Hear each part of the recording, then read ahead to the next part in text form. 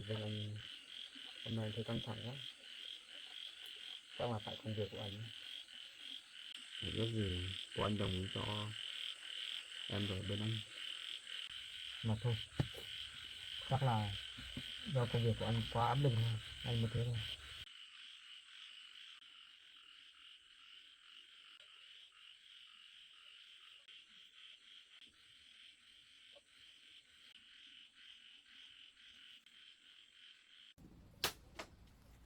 Em ơi, đây,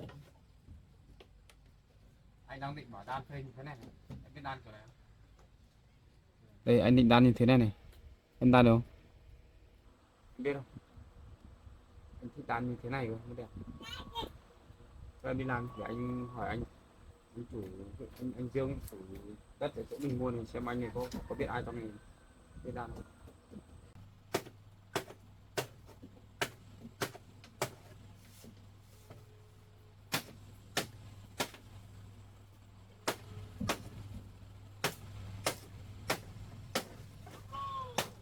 Được chưa à?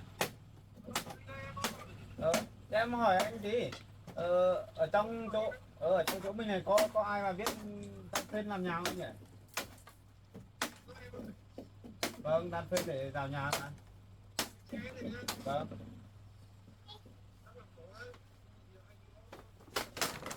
Dạ.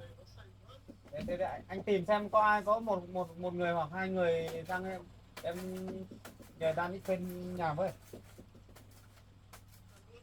Em dừng luôn mà, anh tìm xem được người nào không? Vâng vâng. Vâng vâng, anh tìm cho em một người nhé. Vâng vâng. Vâng vâng. Cảm ơn anh nhé.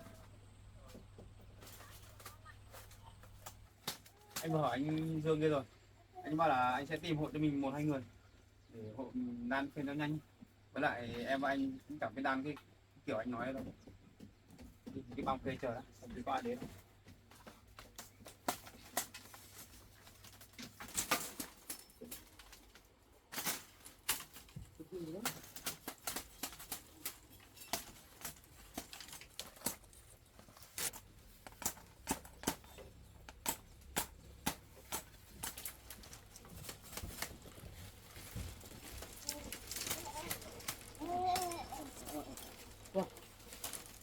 Rất nhiều đấy, chọn lắm.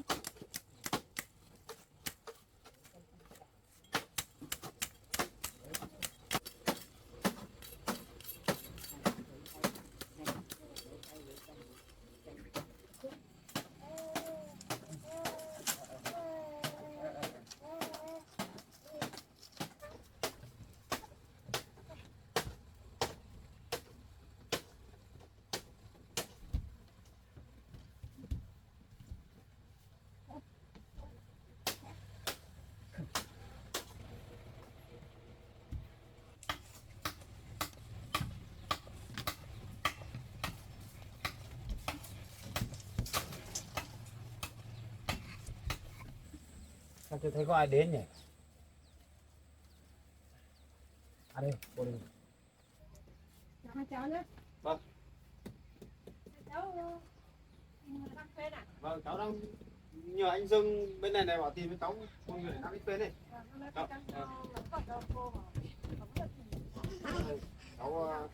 đang định đăng cái này này. Cô biết đăng đấy. Cô biết gì? Vâng, Đấy, thế tốt quá rồi. Cháu đang cần để đan kiểu này cho nó đẹp này.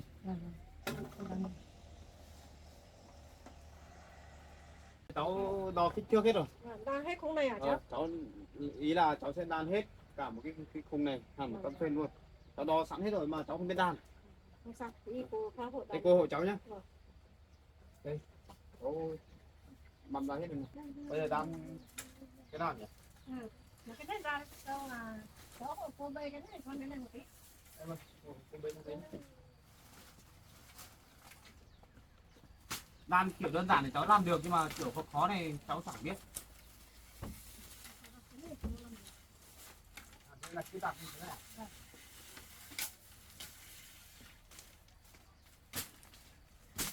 Đặt cái này rồi.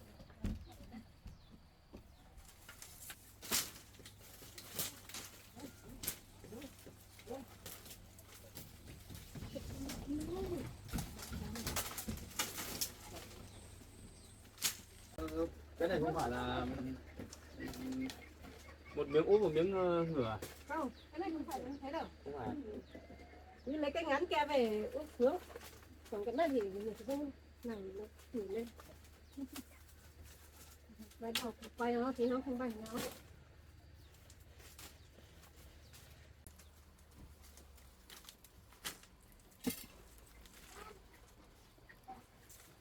cháu cắt sẵn ở đây to sẵn hết rồi mà không biết đan này để gần nhau được không?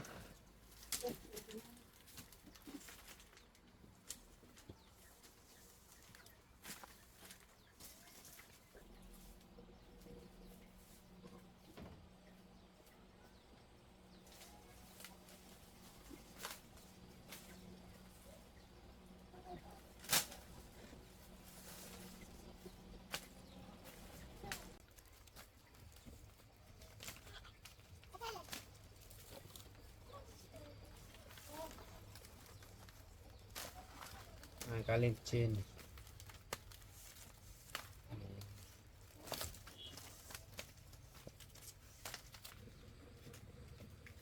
cái này đan trong phức tạp hết nhỉ? Cái này tập phản lắm đấy. Cái lăng thì nó hơi khó.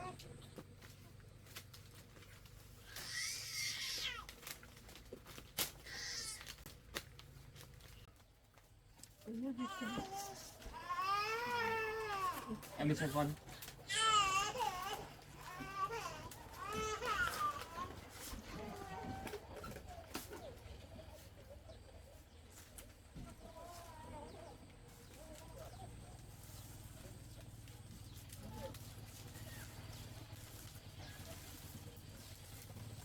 cái này đi.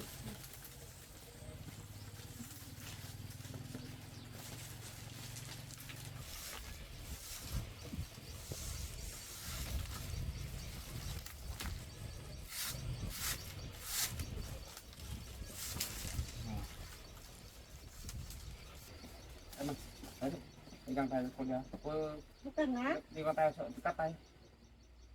Đi găng tay đi. Có dùng lên dao. Có đấy. Em đi lên dao. Cây này nó sắc lắm.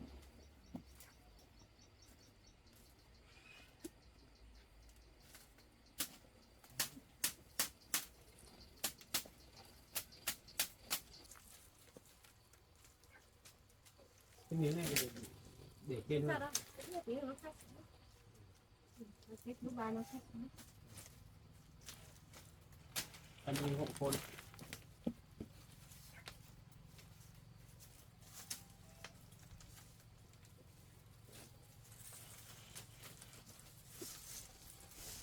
Cái này.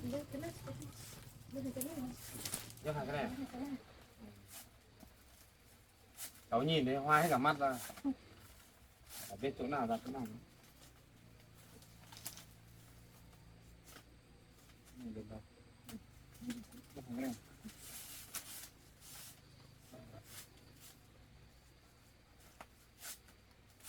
Đây mà để cháu đan thì chắc cháu không đan được đâu.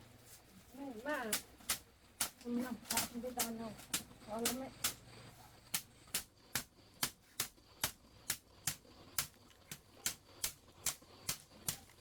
Cà đi để cô làm cái gì?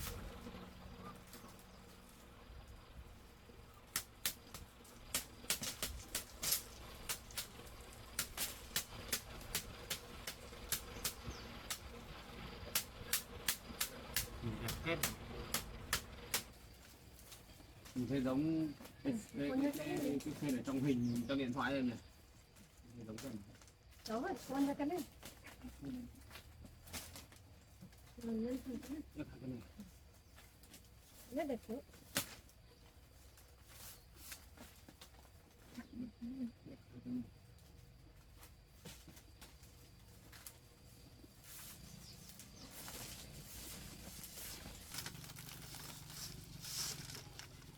Cái này nữa. Một đôi luôn. Một đôi. Nên nó đàn theo đôi hết á.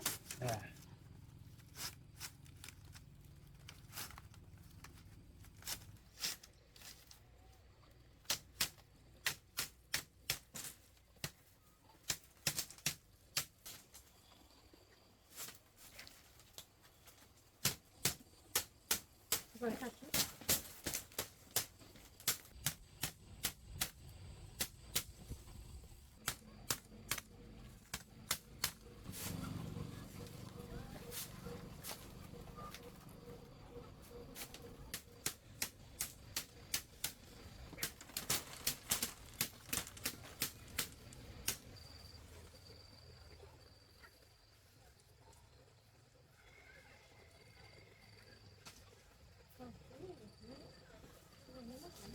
cái này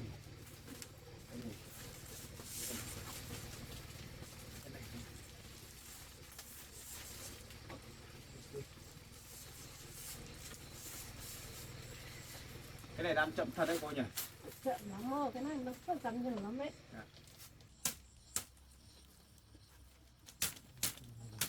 cái này phải sửa để nó không lên đâu đó băng hết thôi đan này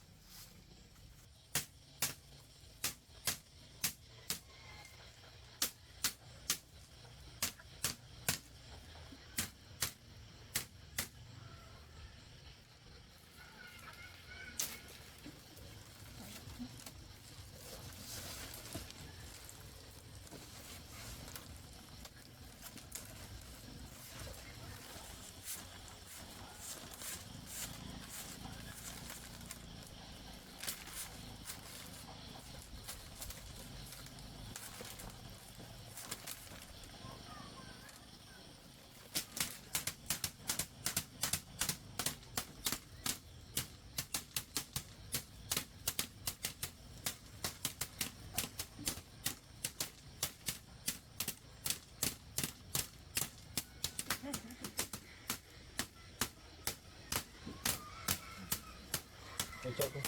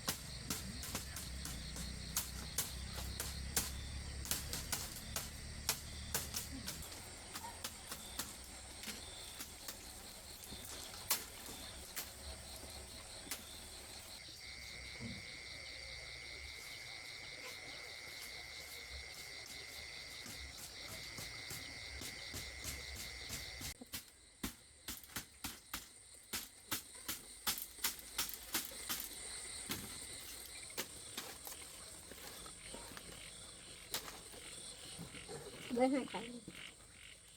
Cái này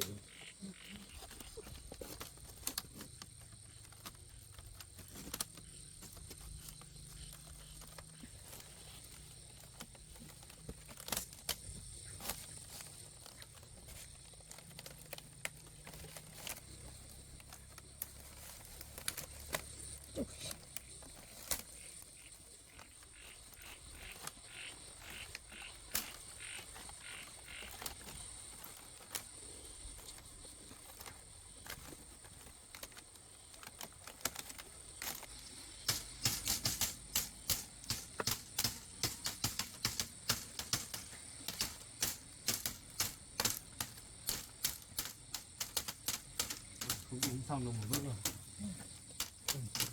Xong rồi. Một cặp. Ô giúp cháu dựng lên nhé.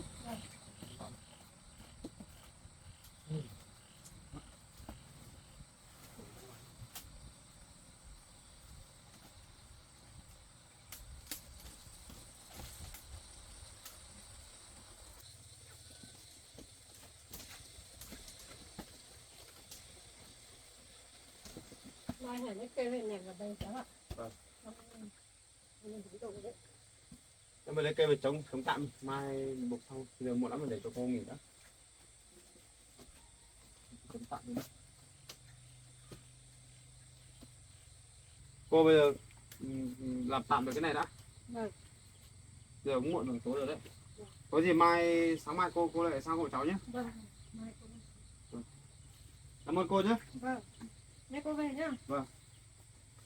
Hay là lại ăn cơm với gia đình cháu đi. Cô được rồi, cô ở nhà không có ai chắc cô phải đi về. À. Họ phải đi về. Vâng, thế thì cháu cảm ơn cô nhé. Vâng. Mai cô cố gắng ra hộ cháu ấy nhé. Vâng. Em đi chọn đồ đi. Chọn đồ đi.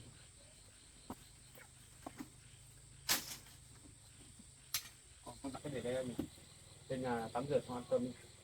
Bà nấu cơm chín.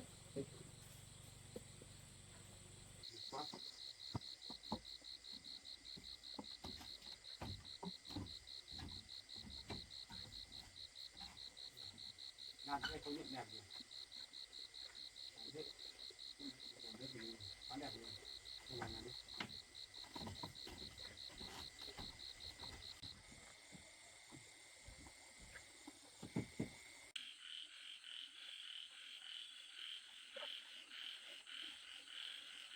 anh chỉ ước gì cái nói được ở bên em này không ai làm phiền.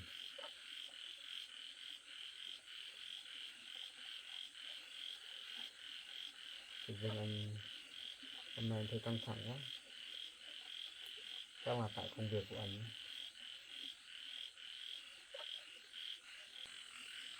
Bây giờ anh chẳng biết phải làm thế nào rồi. Cảm ơn anh đồng ý cho anh với em. Được mấy hôm trước bố anh lên đây rồi. Được mấy hôm qua với hôm nay là bố anh không lên đâu. Bây giờ anh không nói dối bố em nữa. Anh chỉ biết gì cuộc sống của mình không ai làm phiền.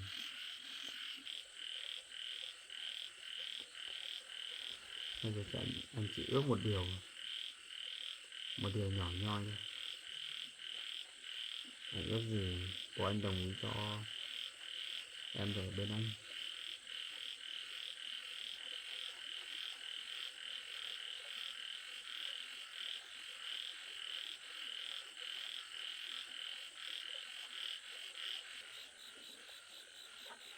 Anh thật không ngờ chuyện tình yêu của chúng mình lại cách trở đến vậy. Anh không nghĩ, không hiểu tại sao bố anh lại làm những chuyện như thế. Mẹ anh không thể nói gì, chỉ mỗi bố anh thôi. Bởi vì mẹ anh không phải là người sinh ra anh, cho nên mẹ anh không dám nói gì. Còn về chuyện của bố anh ấy, anh nghĩ là chắc bố anh Mình quá sĩ diện với bạn bè, cho nên bọn anh mới làm thế đâu. Chứ từ trước giờ bọn anh có bao giờ làm thế đâu. Bọn anh thương anh lắm. Chẳng hiểu sao bây giờ bọn anh lại làm như thế. Em đừng buồn nhé. Để anh từ từ anh thuyết phục bọn nhé.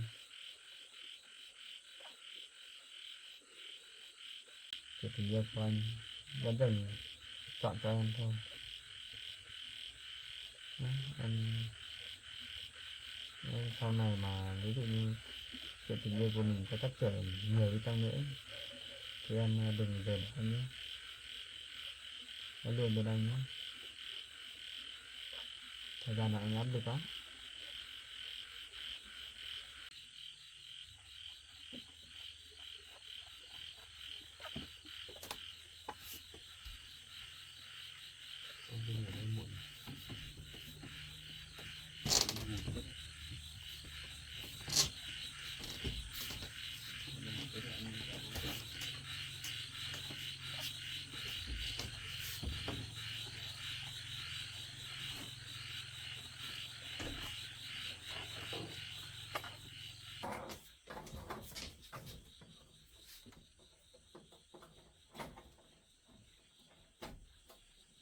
Nhiều hơn.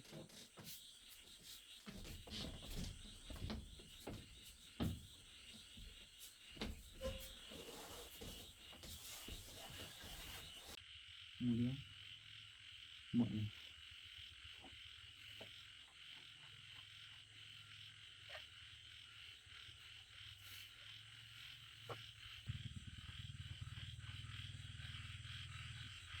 Anh mệt lắm.